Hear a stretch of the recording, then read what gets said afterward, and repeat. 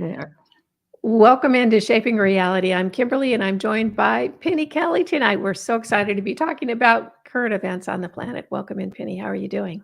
I'm doing well. It's good to be here. Hello, everybody out there. There's so much. I don't think we'll be able to cover everything that I would like to cover because there's so much happening, some of which is good and some, some of the news coming to the surface is not so good, but Yeah. we need to know. Yeah. But it does, at least in my world, it seems like things are really shifting. There's a lot of information getting out there. I'm seeing people change their narrative, and it looks like a lot of people are waking up. I know. We are turning the corner. I had thought we were back in January, and now it's unmistakable. There's still more who will wake up, but there's enough on board, that enough people awake saying, I don't like what's happening. What do we do? Mhm. Yeah. So, yeah. Yeah. Well, let's start with the exciting developments in Tennessee and how that's kind of spreading across the country. I know. Oh my gosh. And I heard, I think it was this morning, was it New Hampshire or Vermont? Did something similar. I can't remember which one of the things Tennessee did that Vermont or whoever it was up there in the Northeast said, yep, we're on board with that. I think it was chemtrails. It might have Okay. been chemtrails. Yeah. No more chemtrails. So that's a little tiny country or a little tiny state, but still it makes a difference and it validates that we have to stop spraying ourselves. So Tennessee, for those of you who haven't heard, Tennessee has, they have signed into law a bill that will, I think it prevents several things. And they may have broken up the bill so that they didn't have to commit to everything at once. But there's the bill was written to prevent the great taking. If you haven't read the book or seen the video by David Rogers Webb, oh my. And I'm gonna explain how that works, Kimberly, so that people will understand what has been going on, just in case they haven't already heard it. So bear with me if you've already heard this. But the great taking is a setup for the powers that want to be, actually they are in power, to take everybody's money and investments and properties, and that includes your homes. And how that was set up to be was written up by David Rogers Webb in this book called The Great Taking. And it works like this. When you buy a stock or a bond or a mutual fund or a house, you have the option of getting a stock certificate or a bond on paper, or copy of your mortgage, etc. And so most people don't take that. They just sign the papers, get the money in their bank account, or get a notice from the stock broker that says you own this stock. But they then put that into a big pool. They put the stock or the bond or the mortgage into a big pool. So back in the 90s, all of these stocks were sitting there doing nothing in the eyes of the corrupt guys. And they said, it's a shame that's not doing anything. And so they started going in there into that pool and taking out some of the stocks and the bonds and the mortgages that had been sold, sometimes several times, and putting those as collateral for some of their derivative dealings. And the derivatives are, if you've ever studied the derivatives, they are designed to never be paid back. They just keep making money off of those until the whole thing collapses. When it collapses, if your stuff has been created, has been named as collateral to some big bank or some big organization, poof, there goes your stock, your bond, your investment, or your house. The property now belongs to this organization that's been trading based on your collateral. And if they did go belly up, if that big company, if the pool and the whole system went belly up, the people who had actually put the money in were at the bottom of the list in the legal system. They So had they're the unsecured creditors. right, right. And so they would be the last ones to get any money if there was any money to get. And what Tennessee did was to say, oh no, we're putting those people first. And they really stood up. I think the banking lobby came in the same day that they said, okay, it was passed. I don't know if it was in the Tennessee House or Senate, but they passed it in one of those.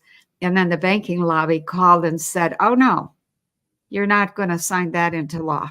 We are going to, you will be denied all banking services if you do that.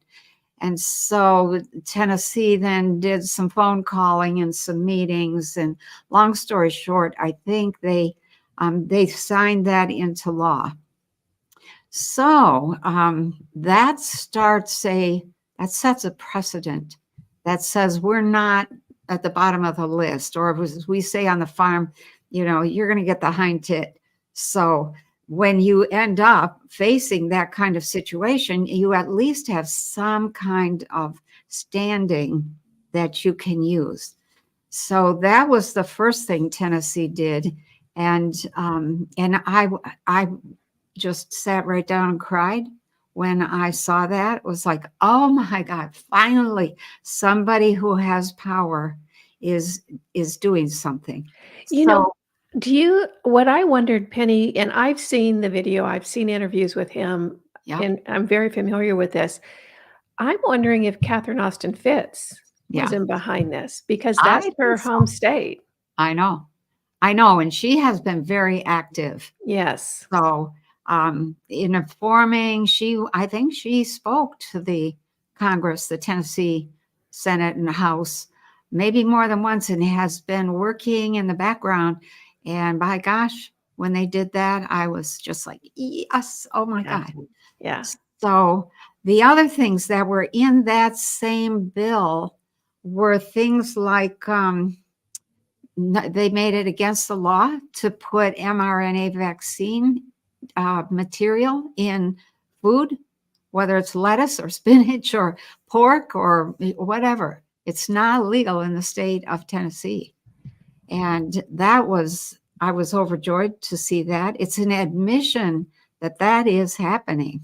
Mm-hmm. And that's a disaster. So there are people working to correct that, but they're not obvious.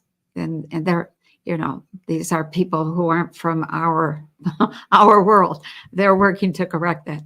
But another thing that they did was to say it's now forbidden to spray chemtrails in the air over our state.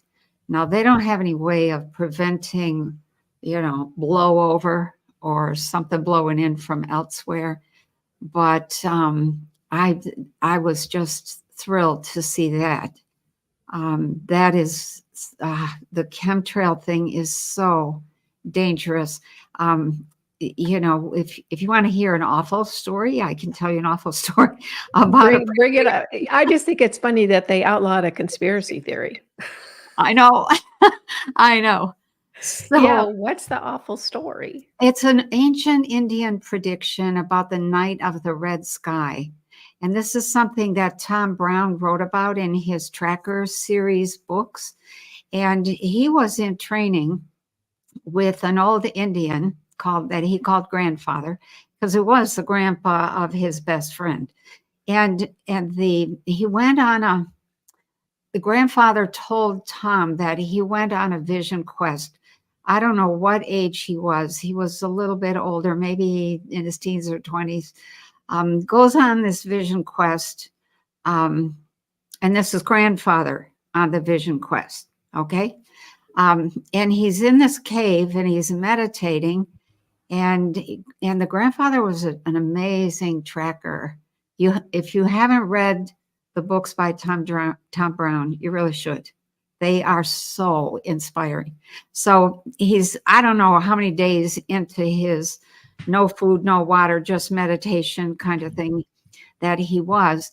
And this, I don't know if it was an angel or a being or a great spirit or whatever he called it, comes to the entryway of the cave and says, "Come out here and look." And so grandfather gets up and he goes out of the cave, and the spirit being or whoever it was said, he points to the sky, and I guess grandfather was already seeing that the sky was on fire. And the being said, "If the night of the red sky comes, go into the wilderness and stay there for 10 years because millions of people will die. Millions will just, that'll be the end of them. And there will be behaviors that you cannot survive. And, this and that and whatever." And so grandfather shared that prophecy with Tom and said to Tom, "If the night of the red sky comes, then go into the wilderness because you will not survive." And this guy, Tom Brown, he was the kind of tracker who trained like the best of the Navy SEALs and Army Rangers and taught people how to get in undercover, never be detected. It's just such a the whole series is so good. So Tom Brown in his books talks about the night of the red sky. And I thought that was really quite an amazing kind of story, kind of frightening. It's like, what would cause that? So I dismissed it as it's just not possible. And then when I was working with Dr. Levengood, and we had a meeting one day in his conference room, and there were probably 20 some people in there. And I met a woman named Landi, Landi, and she had a whole bunch of experiences with ETs. And she said she was a young thing, and she was in her bed, and she might have been 5, something like that, 7, I'm not sure. And she wakes up in the night and she has this tremendous urge to go to the front door. And she resisted it for a little bit. And then finally she just got up and went downstairs, went to the door. The door opened, and she said the lock was up high. She could not reach it. But she walked out onto the porch, and there were 3 beings, 2 grays and 1 taller ET. And she said the sky was on fire. And they said to her, "We will come and get you if this disaster happens." And you are creating this disaster yourselves. But if this disaster happens, we will come and get you. And you will have to come instantly. There will be no time to get the suitcase, pack say goodbye, feed the dog, lock the house. You will just have to come instantly or not. It's going to be your choice. And we're telling you this now because there isn't going to be time to discuss it at the time that we come to get you. It's going to be in and out. And so when I heard that, I was like, oh, wow, that sounds like the night of the red sky kind of thing. And so, after I heard that, it's like, okay, that's coming from 2 places. I sort of didn't dismiss it, but I set it aside thinking, okay, how could that possibly happen? Well, after Monday night, just this past Monday, when I came back from an experience, I knew what was the cause of how the sky could catch on fire, and it was chemtrailing. The sky is loaded with very, very flammable materials. Those flammable materials, if they're in the air long enough, will settle in forests, on fields, in the water, wherever. And they will, that then makes it, if there's a lightning strike, the whole forest goes up kaboom in an explosive kind of fire. Or if there are people messing around with lasers and other serious weaponry, laser weaponry, same thing happens. It's what happened in Paradise, California, Lahaina, in Hawaii, and Texas, and Chile, and in Sweden, and in Russia, and all the places where these massive fires have just started for no reason. So I realized that at that point, it's like, well, we have to stop chemtrailing. We have to stop that, because that is, and that actually, I was thinking about this yesterday. When I was a little girl, I was, we had to go to church regularly. Because my family was Roman Catholic. And I read this church newspaper when I was very young, maybe 8, 9, 10. I liked to read. And so I would read whatever I happened to get my hands on. And there was a prediction in there. It said the next world will not end with floods like Noah's floods. The world will end in fire. And so all of that's kind of coming together, and I'm thinking, okay, we need to stop chemtrailing. We need to start cleaning up. We need to wake up. So that's the very bad story. And when Tennessee said we're going to make that illegal over our skies, my thought was, oh, we've started. And immediately what happens in Tennessee, in Memphis, there's a mass shooting. So those are terrible. Those are punishments for standing up. But, Tennessee hasn't backed down. It's like, okay, this is a war. We are going to lose some people. And they lost some people in Memphis.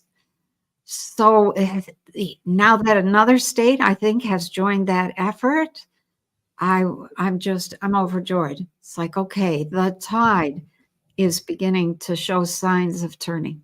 So I love that. Yeah. The curiosity for me about the whole chemtrail issue and the geoengineering is that from a grassroots perspective, who are these pilots? Where are they Oh, taking off from? oh my gosh. What are the it's like, why can't we do a little bit of investigation on the back end of it to find Yeah. out what's this all about and who's involved? Well, the planes, nobody knows where they're coming from. They turn their transponders off, so you can't see where they came out of or where they're landing, where they go once they're done spraying. That's illegal, but that's what happens when you're in a war. So we don't know. I'm sure somebody knows more than what they're saying, but they're not stepping forward yet. We need some chemtrail whistleblowers. Yeah, we do. Yeah. Yeah. Well, but now we have legislation that other states can pick up. That's right. And we've got a boilerplate. And I have looked up my representative and am going to march in there with all these different issues and say, why can't we duplicate that here in Florida? Very good. Very good. Mhm. Oh my gosh. I don't think that, maybe it would help in Michigan, but Michigan is really, you really even have to watch your language because you have to do all the pronoun stuff in Michigan. It's against the law. You'll go to jail. So I don't really think we're going to stay as a state. I think the lower state is going to split into the left is going to be on the right and the right is going to be on the left. So there's a lot of farmers. There's a lot of people that are hurting because of some of the legislation being enacted. It's stupid legislation, but it's still coming. And we don't see any tractors yet on the streets in Michigan or on the roads. So, Yeah. yeah. So that I think there was something else that Tennessee was. Oh, they had banned biological men from participating in women's sports. Along with wasn't it 29 other states? Yeah, there's 24 other states. Maybe Okay. there's 29 now, but there were 24 states that had said, no, you're not doing that. And I thought, common sense. Oh my gosh. Uh-huh. So we're getting slowly to a place that I think people are beginning to have a say. They're beginning to take a say, not, and nobody's getting really pushy because we don't really have the kind of power. If you can't get your legislature to respond, then you don't have a legislature. Right. Yeah. And I think that's one of the really hard things that will come out is that there's two levels of government. There's the government on the surface, the governments, plural, on the surface, all those countries that are set up as puppetry. But the real government is inside the planet, and they're the ones pulling the strings, and they have been able to maintain absolute secrecy. And they're just not good. So Yeah. yeah. Okay, you just dropped a bomb. In that, can you talk a little bit about what is actually happening inside the planet? I mean, most people don't know. Well, We've got a yeah, whole civilization or a whole yes. structure, power structure that's living inside the planet, which sounds a little fantastical. Well, there's videos you can go and watch it online. I don't have any links handy. Maybe I can come up with one or two. But they are there for years. They have been digging tunnels. These are big tunnels that hold, expressways and highways and cities. You've all heard the stories about what's underneath Denver. So Mhm. that is not a joke. But it's not just Denver. It's under almost every big city. And there are cities that are miles across, down deep in the earth, 3, 4, 5, 6, 7 miles. And the cities are stacked. Some of them, there's 5, 6, 7 layers of city. And they have trains and trucks, semi trucks. The trucks are delivering goods from us every hour of every day. That's where all of our stuff is going. People are disappearing into those tunnels. They have kidnapped people into those tunnels. There are weapons systems inside there. There are whole electrical grids using a different kind of power. There's I can't even begin to count the number of dollars, trillions that have disappeared from us. We wonder, why isn't anybody doing anything to make our world here in the US to keep up our infrastructure, to improve our buildings, to improve our technology? Why are we're way behind other places in the world? That's because we have been almost single-handedly building these massive underground cities. And you've probably heard me say in other interviews with other people that nobody in the solar system lives on the surface of their planet because it's too dangerous. Weather and tornadoes and lightning strikes and bad air moves in and all kinds of stuff. Everybody's inside the planets. And that's true all the way across the cosmos. There's some places where you can have something on the surface, but they have technology that that puts up like a field that prevents the bad weather, that has things like earthquake detectors, because all planets have earthquakes. They have they have all kinds of sensors that monitor and maintain atmosphere, water quality, all kinds of stuff. There are watery planets. People live in the water. You know, we're really pretty limited here in on planet Earth, and it's a beautiful planet. I think we have I've been to some planets where it's so barren. It's like, God, this is ugly. Sorry. Um, but then you come here, it's like, oh, this is stunningly beautiful. And then you look at what we're doing to it and the loss of biodiversity that's occurring. And it's really sad.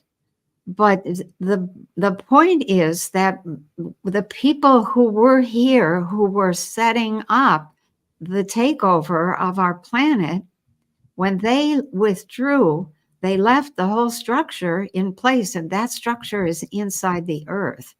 Okay, so let's make it clear for people who might be new. The Okay, people that left were not from Earth.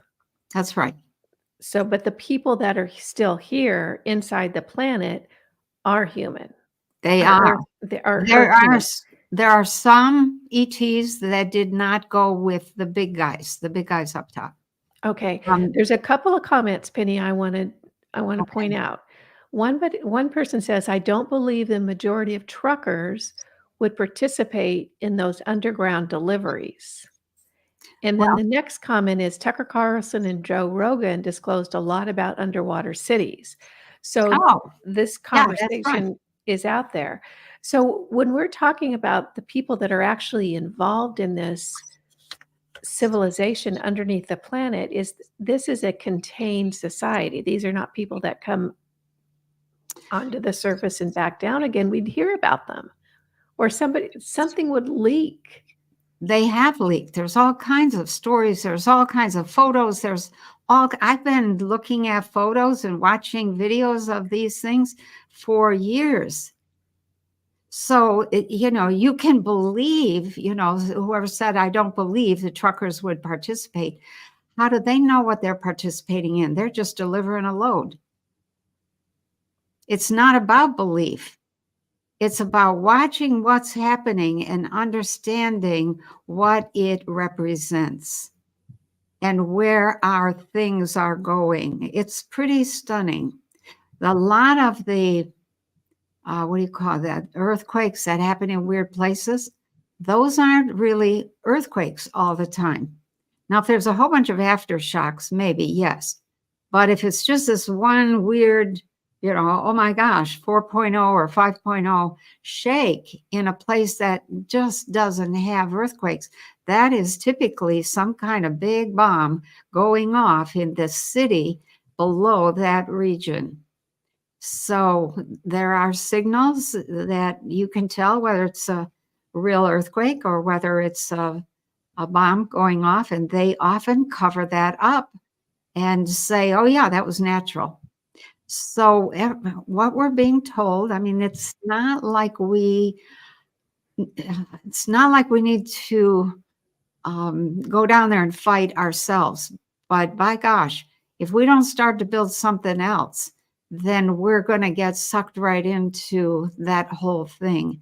And when you think about what our other friends from off planet are trying to do to help us, it's like, okay, guys, we got all kinds of help, we got all kinds of support, we have all kinds of motive and reason to go in a different direction. And that's why I was so thrilled to see what was happening in Tennessee, Yeah, yeah. because we're going in that direction. And the questions that I've had about like we need community, we need to get together.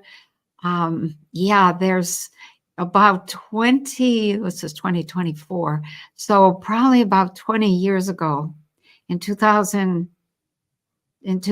so it's 24 years ago, I started saying to some of my clients who had a lot of money, some of them are billionaires, and I said, look, you need to put your money into building community, sustainable community. And I think I've mentioned that their statement was always, what's the return on investment? And I would say survival for you, your children, your grandchildren. And they would, well, and nothing would happen. That is starting to change. Somebody is out there saying, okay, it's time to build community. It's time to buy up whole tracts of land, whole neighborhoods, whole towns, and build community that makes sense. And I'm like, whoo. So there's a whole bunch of stuff happening right at this point in time. And I'm not free to give any more details yet. But just be aware that we are starting to say, okay, new world, here we come. So that's, from my point of view, that is wonderful, wonderful news. Yeah, there's some crappy stuff that's going on in the background, but before Trump actually came in, the Army was being trained to fight in the tunnels, and they have been. And there has been some progress. And I think we are about to see some more progress. And when you couple that with people saying, I'm tired of this, I want to be part of the new world, then, we just need to get organized. So, Yeah, it would appear from my perspective that we have such a tremendous amount of off-planet help. I we, mean, there's people, it's just everywhere. yeah, And there is so much energy behind making sure that Earth humans make it, right. that we've just got to do that last little bit. It's almost like Yeah, they're working twice as hard, 3 times as hard, 4 times as hard as we are, yeah, because I think that they understand they do. how important this is. A lot of Earth humans are still not clicked in. They Yeah, don't. that's true. They'll Yeah. get it. They'll come along when nothing in the old world is working. They will be forced to do something different. So those of us who are interested in building that new world just have to start. So you need a plan. You have to have a plan. And that, I think, is critical. Well, So, let's talk about that. It's like when I hear, and I just listened to some Palladians today oh, sharing okay. about consciousness, Oh, shifting your vibration, you know, yeah. changing where you are energetically. Let's talk about how we can implement that into our daily lives. Like, how do we use consciousness for you know, the neighbor next door? How do you Okay. explain to them, Yeah. the way? And I've also heard tales of a takeover like this on other planets, Yeah. and I heard the words, "They fought fire with fire, and so they ultimately failed." Yeah. Let's talk about that concept a little bit, and then we can kind of move into what, everyone says, "What can I do? What can I do? What can I do?" Yes. So people are asking, they're reaching. So if you fight fire with fire, I have to say the weaponry that we don't have is is a pretty serious matter. So we don't really have or even want to fight fire with fire. That is just not going to do it. Because we're outgunned, outmanned, outsmarted until we wake up. So I've said it, consciousness is our tool. How do we become guerrilla warfare? I probably should say it that way. How do we outsmart them? One of the things that we are known for across this corner of the galaxy is those people that just are like the unsinkable Molly Browns of the cosmos. They are at war all the time. They live like well, I won't say what they say. It's not clean down there. That's right. That's a much better way to say it. They pollute everything, they destroy everything, and they just keep ticking along. How Yeah. do they do that? So I think one of the things that we have to realize is that we have to get smarter.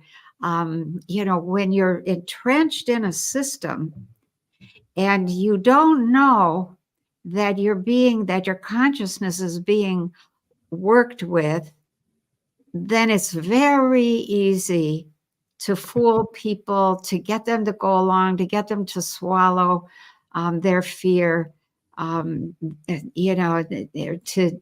get caught up in their fear instead of swallow it and face it and say, no, wait a minute, what's real here? And they have certain rules of war that they follow. The first rule is you have to do it with consciousness if you can get away with it. The last thing they want to do is get involved in firefights. Why? Because they know that there are others watching saying, don't you bring the weapons out. You have to, so the bad boys are limited to what they can do with consciousness, because if they can fiddle with our consciousness and then get us to do it, then they're home free.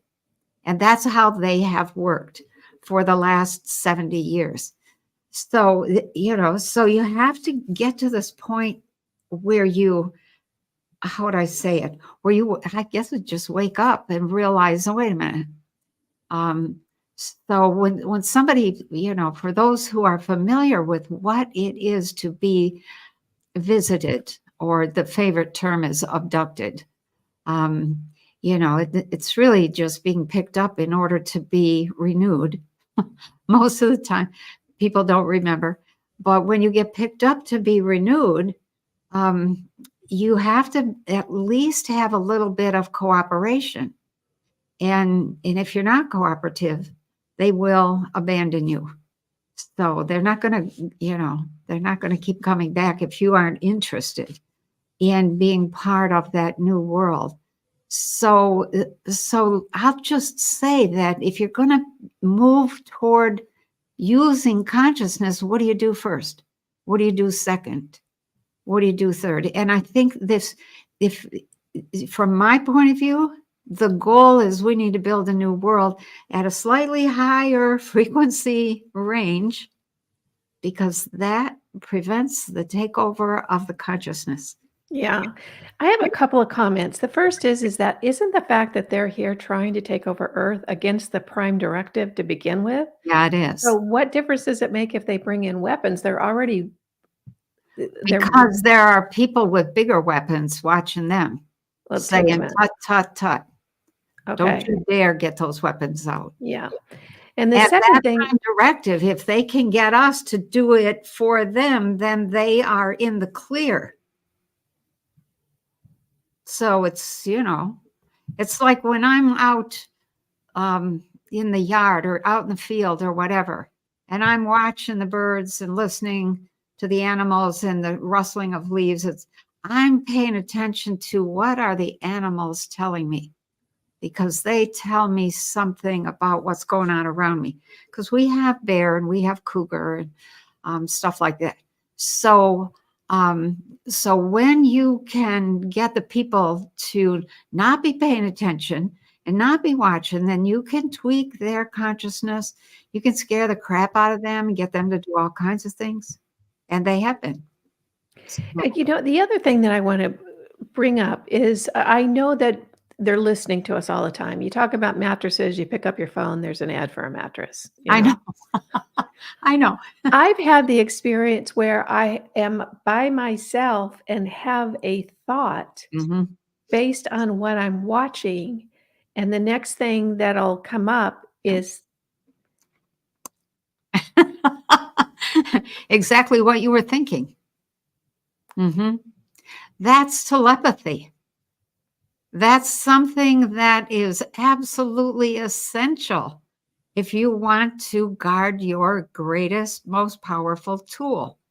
You have to be willing to let go of privacy and learn telepathy and then practice it. And then you don't have to worry too much. They can try to fool you, but by the time you've learned telepathy, you have learned to listen to the body and to pay attention to those very subtle changes that say, ugh, something about that is not for me. And so you back away from that, or you'll get the opposite, which is, oh, that's exactly what I was looking for. Or it'll be the body knows. About 2 weeks ago, I woke up in the morning with this loud voice saying in this kind of a mournful tone, if you only knew what you know. And I woke right up, sat right up and thought, okay, what is it I'm knowing that I'm not allowing myself to know? Man, that brought an avalanche of stuff. And it was, some of it was uncomfortable, but some of it was encouraging. And I thought, okay, you have to take the good with the bad and the bad with good. And so it's really an important caveat that the world that a lot of people are reaching for, which is this fantasy world where all is beautiful and light and whatever, that's not really where we are at in this dimension. You have to be willing and able to navigate through all the lies, the propaganda, the crap, the BS, the games, the stuff that is set up to entrap you. And people fall for it. They fall for it a lot.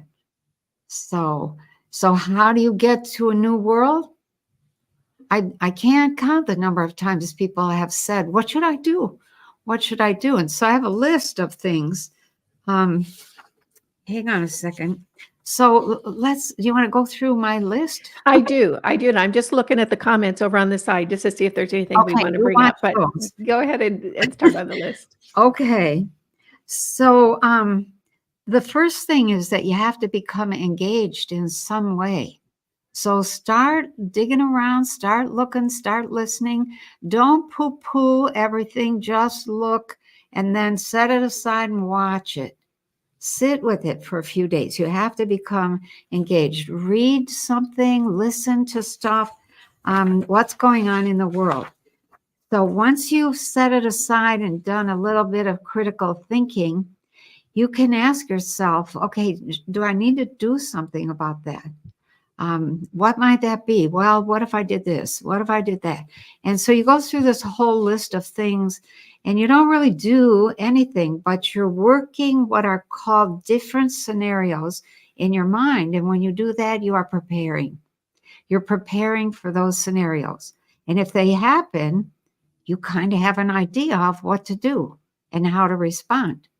So that is something that actually I learned that from John Peterson, that what I was doing was this massive amount of scenario planning, because when he was Assistant Secretary of the Navy, that's what he was teaching the government and the Navy personnel is you have to plan for the future. Because if something off the wall happens and you haven't thought about it, you don't know what to do. And if you have thought about it, then it kicks into action automatically and you resolve it without getting yourself and everybody else killed. So here's some critical questions that you could ask yourself. First of all, does it make sense to me? What situation or what would cause that to make sense? Is it in alignment with my values or my ethics? Is it in alignment with the Constitution? Not the legal system has been severely distorted and twisted, but the Constitution remains. Is it what you want? What is it you want in life? How would you like to live? If you had to deal with that, how would you respond? If it was in your face, how would you respond? So then you have to, if you're listening and reading a lot, you have to discern, so what kind of messengers You can't shoot the messenger. You just have to say thank you. Um, and very privately say, okay, I'll listen to that message again. My first reaction is, that's crap. My second reaction is, oh dear. What's the third and the fourth and the fifth reaction to that message? So that's a big thing. Are they telling you propaganda? Is it just something you want to hear? A lot of stuff that I just absolutely dismissed, way back when, 25 years ago, 30 years ago, I have had to, what do they call that, eat crow, and say, oh, geez, that is actually happening. The more I knew, the more I learned, the more pieces came together, the more I was shown. It's like, oh my gosh. Okay. So is the messenger telling you what's really going on? If you only have a single piece of information, what do you compare that to? So you have to have a whole array of things. And then, is there something new? Is there a new idea that comes to you around that message? And is it maybe time for you to try something new or to start something new? So, just think about those. You don't have to take action. And then you really have to start talking with others in a way that kind of gets you out of the closet. That was really hard for me. I had to come out of the closet again and again and again. Um, and it's what I found was that, holy cow, there's a whole bunch of other people hiding in their closet and looking for somebody to talk to. So, just kind of fish around and say, well, what do you think about this? Or have you heard, what do you think about that? And don't push your ideas. Find out where the person is at. And then I think then the preparation diverges a little bit. Okay. So I think where I started with this idea of, okay, start a neighborhood tradition of dinner or coffee, just maybe once a month, something like that. But as I was working today, it dawned on me that this whole situation that we're in, if we're going to move to a new world, it's the same kind of preparation as selling your house and moving to a new city. Same process. So what do? First of all, you start even before the house is sold. You start cleaning out closets and basements and getting rid of old stuff and stuff that you don't need. You have to decide, what am I going to keep? And then you either sell the rest or give it away or something. So once you start the process of saying, okay, I'm going to live in the new world. Now, I don't know where that is, and I don't know who's going to be there with me or who the neighbors will be, but I'm going, and I'm going to act as if. And today I was reminded of this little short, she might have been 4'10", and probably just, that big around as well. She was redheaded Jewish woman, and her name was Anita. And she said to the spirit one day, or the universe, damn it, I want a place of my own. And I'm packing up my rental place where she was sharing with somebody else. And you find a place, and I want to be gone by such and such a date. And so she packed up everything she owned, boxes all over in this shared house or apartment, wherever she was living. And then nothing happened. And nothing happened. And so by this time, the other people that she was sharing the place with were like, would you just put the damn boxes away? You're not going anywhere. And she's like, yes, I am. Eventually, by gosh, she got to a place of her own. And it just happened magically. And she said, see, you just have to not back down. Tell the world what you want. So I think we have to be a little bit like Anita, just get ready. So then I think we also have to do some if you were going to move to another city, you would research the climate, the weather, their economy, the seasons. But since this is a new earth, new world kind of thing, um, you're really going to have to think about what kind of emotional climate you want to be in. You want to be with people that are emotionally mature. That's a big, big piece. You want to assess, well, what season of life am I in?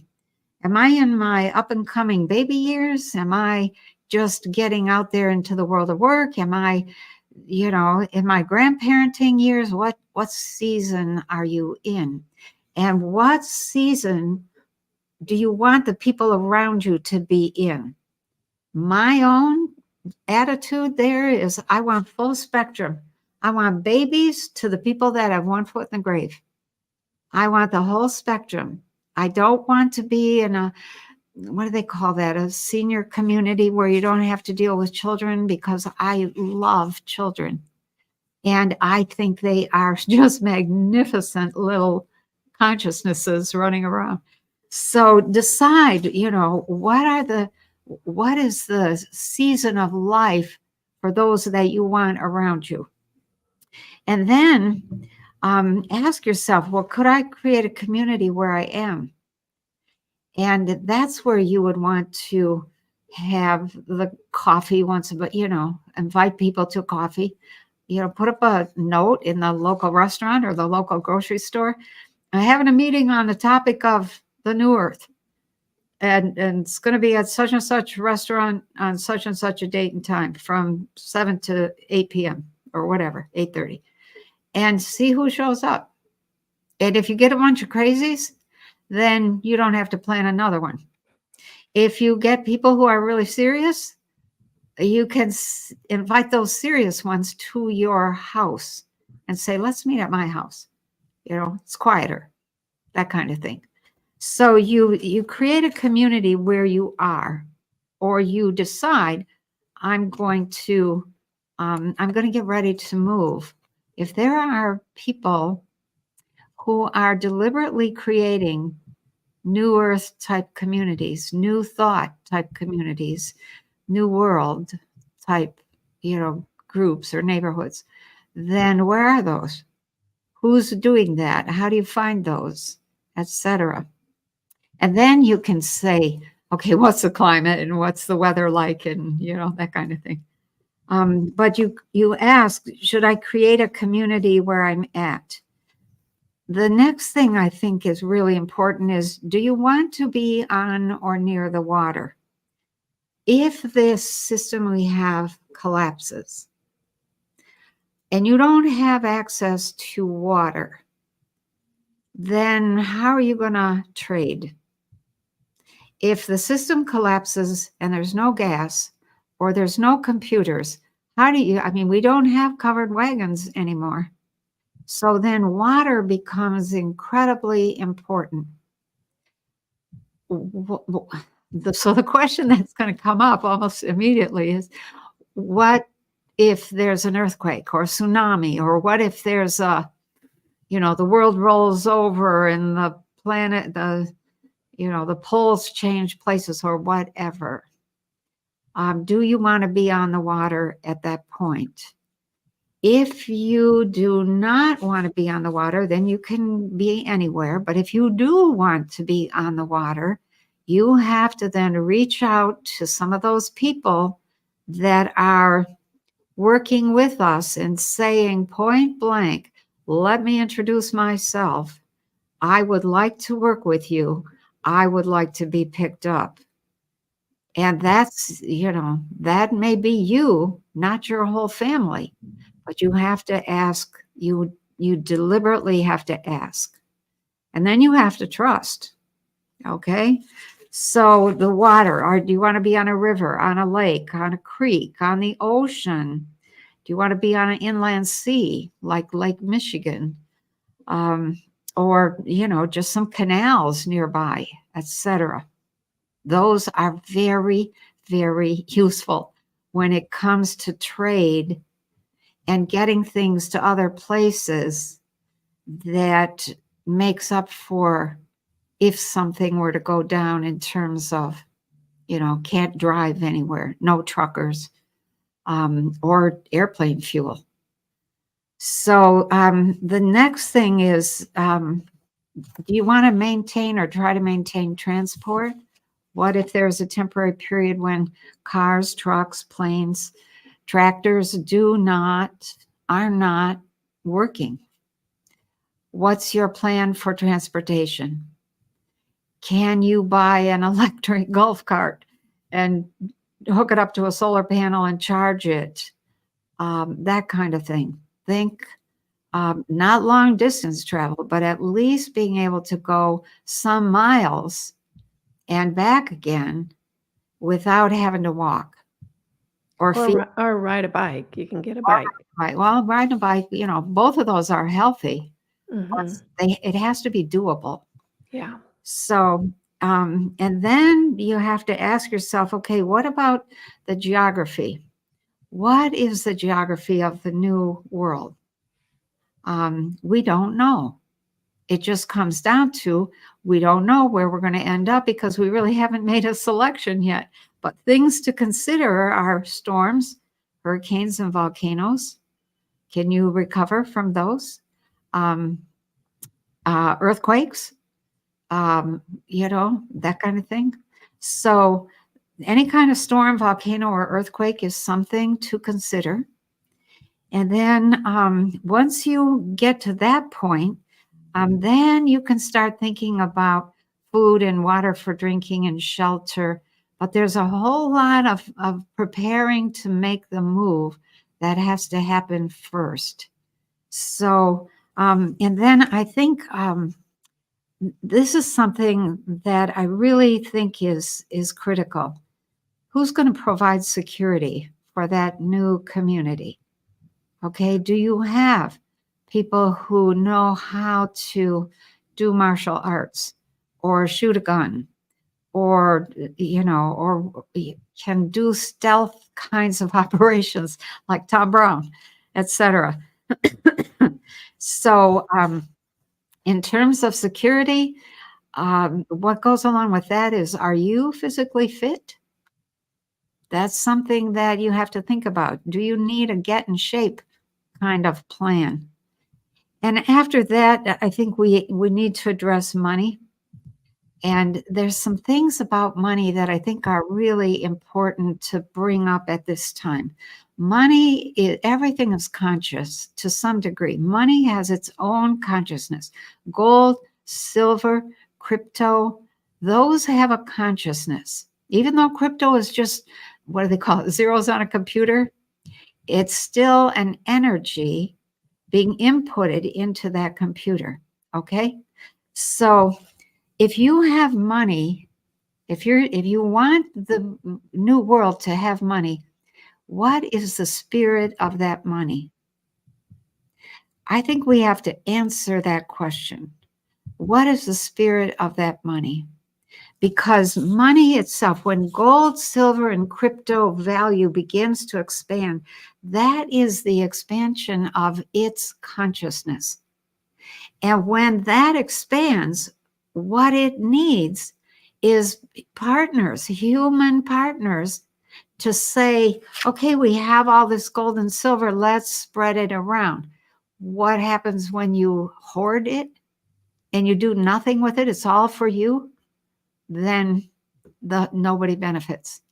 The whole financial thing has to be rethought because they do not use money in a lot of the ET communities. They've grown past it.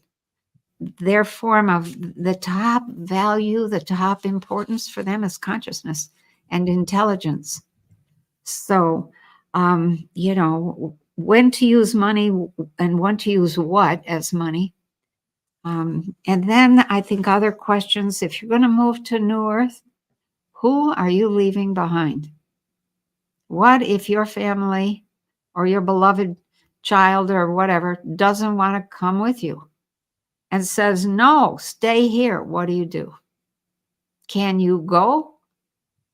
Can you leave them behind? So the question of who are you leaving behind? And then when you have considered all of that, by its very nature, you have begun to expand consciousness.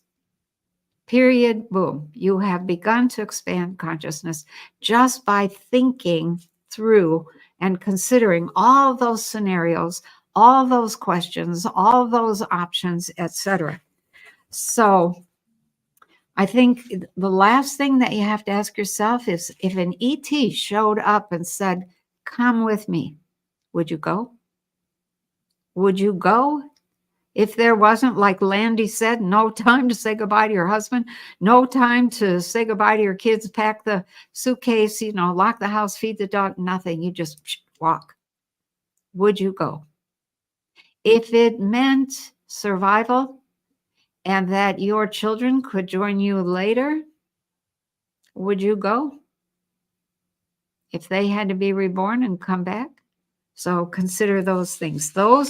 That is a realistic plan to get to a new earth. And all while those things are happening, some people are already moving in that direction. So there'll be the early movers and the people who are saying, I'm going to do this because I can, because I want to, because I think this is critical. And slowly people will get on board. And that's going to continue the split in the timeline toward, making what I think is, it's just going to be impossible to live in the old way, because none of the things that we had to support us are going to be there. And so people they have common sense. They'll move over to what is working. And as that old world comes apart, it's just going to fade. It's just going to fall to the background. So And, you don't see two separate Earths? I'm not saying anything about that, but I did see, we talked about this in the live stream last Friday night. There's a young genius. I don't know how old he is now, but when he was 12 or 13, he's a physicist at that age, an astronomer, an astrophysicist. And he basically said, and maybe he didn't say it when he was 12, maybe he just said it. I'm not sure about the timing there, but he said they fired up CERN, the big Large Hadron Collider, and they created a ripple in the fabric of space-time.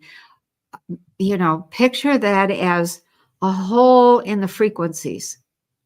And it pushed the Earth through that hole, and we have entered into a slightly different dimension. I don't know about that, but I noted that, and some of the best scientists in the world are now playing with his theories and his work and saying, this looks true. So we need that confirmation from science. We may have, this whole Earth may have moved into a slightly different frequency zone, which will change our timeline. And we will discover that, that the old world went in a very bad direction. And we managed to hang on long enough to really get to where we wanted to be. So I think, for those people that are out there looking at, what is it, what do we do? Start to plan to make a move to the new earth, as if you were going to move somewhere and you had to pack up and get rid of old crap and, say goodbye to whoever you need to say goodbye to, or hello to whoever you want to be with, and begin to look for who's making those spaces for us to move into.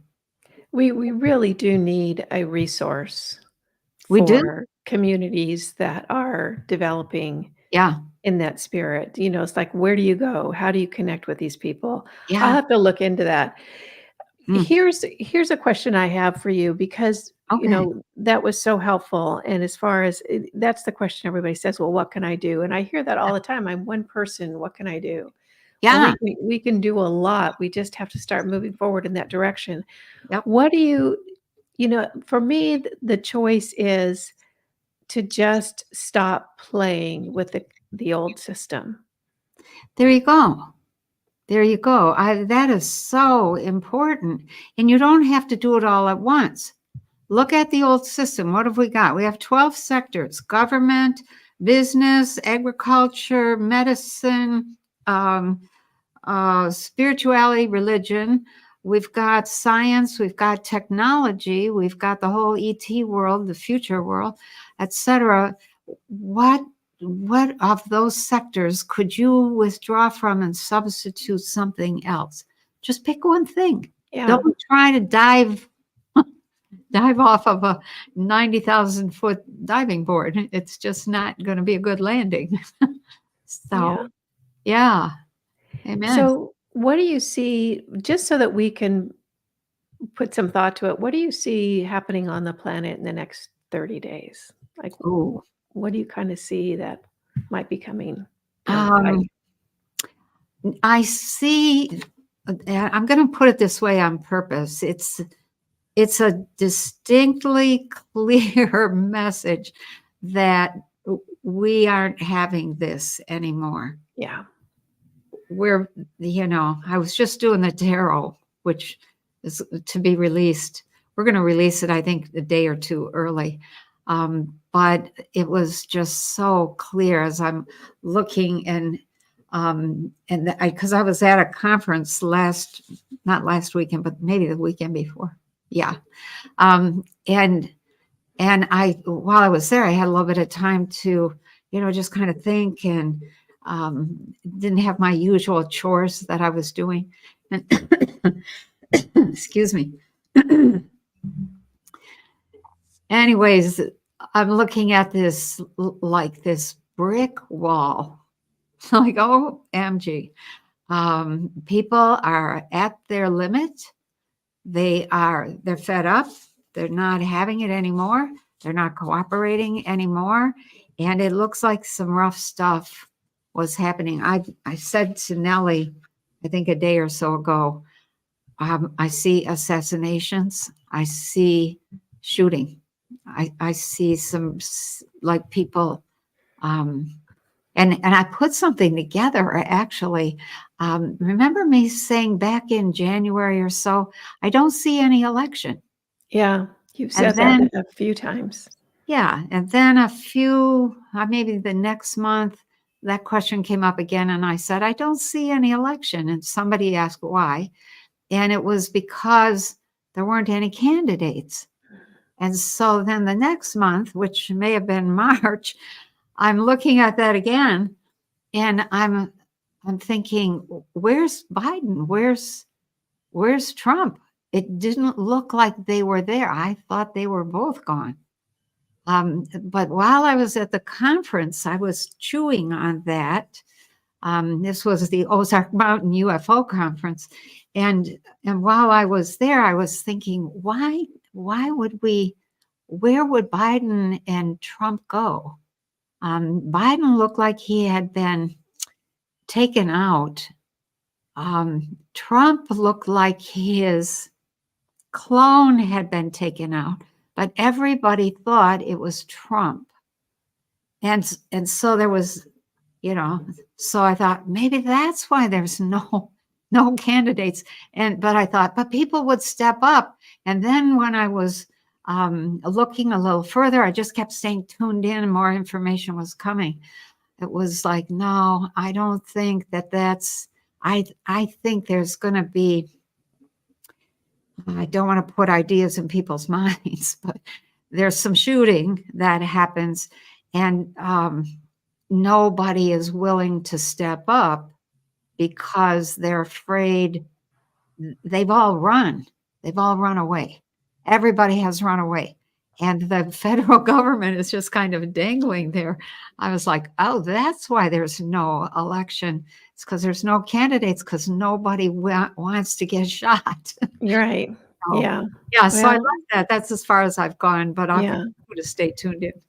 And if there was an election today, regardless of who won, there'd be a Yeah, backlash. I mean, nobody's gonna separate. I also think that it's quite curious that they passed the new $60 billion to Ukraine right after April 15th, yeah, because if they'd done it before, yeah. I heard that it was 92 billion. So I don't know which number is correct. I've seen both, but if 92 is, that is not the limit for people, I don't know what is. I don't know I what would think be. that's why people need to understand that there's two levels of government. There's the government on the surface, which is trying to keep all of us quiet and keep working because that money is going to the guys underground and the politicians on top who are in cahoots with them. And we just have to understand that we're on our own. We don't have a government like we thought we did. And that money is just being sent away. It's never going to come back to us, never.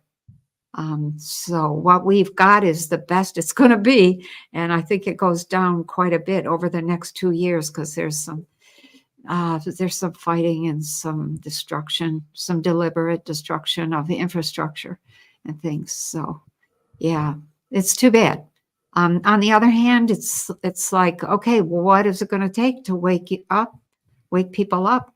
And it has to, when an old system dies and you're caught in the convulsions of the death throes, it's not fun. So you just have to stay out of the way. You gotta get out of the way. And I think that it comes back to what you said earlier, Penny. It's just emotional maturity. Yeah, And we have been lulled into this, nanny state I know. lifestyle, and there's a lot of people who don't wanna leave it.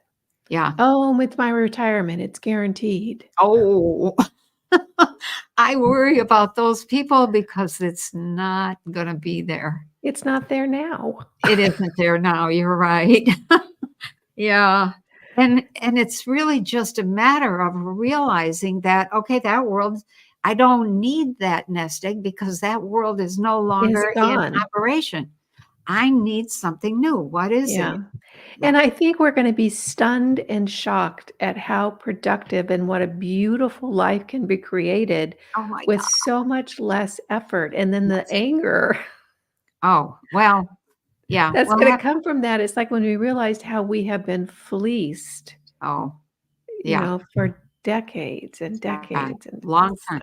a long time. The If you wanna line know is, why our cities are falling apart is because they're not spending the money there. They're spending the that's right. money on their own. Yeah. That's right. That is so true. And it makes me so sad.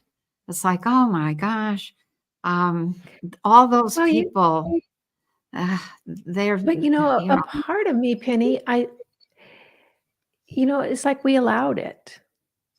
we did. It we allowed it a little bit at a time. I "Oh, know. oh, that politician's probably Oh, corrupt, but, oh, I wanna watch this show. Oh, that bill doesn't seem fair, but I wanna go play golf." yeah, We allowed it, and this is all it's all a function of, what are we going to allow from here on out? that's right. It is. And that old story about, they came for these guys and it wasn't me, so I didn't do anything. And they came for those guys and they came for these. And then they came for me and there was nobody left to help me. Exactly. That's where we're at right now. So, yeah. Yeah. And I think as we move into, like, where are we going? What do we want? Oh, excuse me, I have a tickle. Hang on. As we move into that, there's so much possibility, and I think what we're going to see is a burst of excitement that Yes. is beyond our wildest imagination. Yes, And it's and I also going to come from the kids. So I love that. and I can't wait to see the incredible innovation Mm, that's going to come out. The creativity, the advancement, the Yep. development of ideas, of new systems, of new Yeah. just all this fascinating stuff that's gonna happen, and we just have to get up from underneath this, Right. Yeah. whatever There this are is. people here.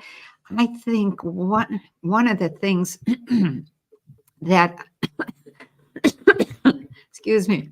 Oh, I've stirred up all kinds of stuff. Okay. So one of the things that I have seen is that not only is there innovation, but there's this brilliance that once people are not tied into what I'll call the matrix, for lack of a better analogy, their own brilliance, their own understanding, their own sense of adventure just comes to the surface and it blows everybody away. There will be, I think what I've seen is some of the people my age have a hard time keeping up. It's like, oh my gosh, now what? And it's just going to be wonderful in that It's way. it's gonna be wonderful. We just have to get through the gap. Yeah. Get Yeah, through the that's gap. right. Yeah. Yeah, the gap, huh? Yeah. Okay. That Yeah. old gap, that gap thing.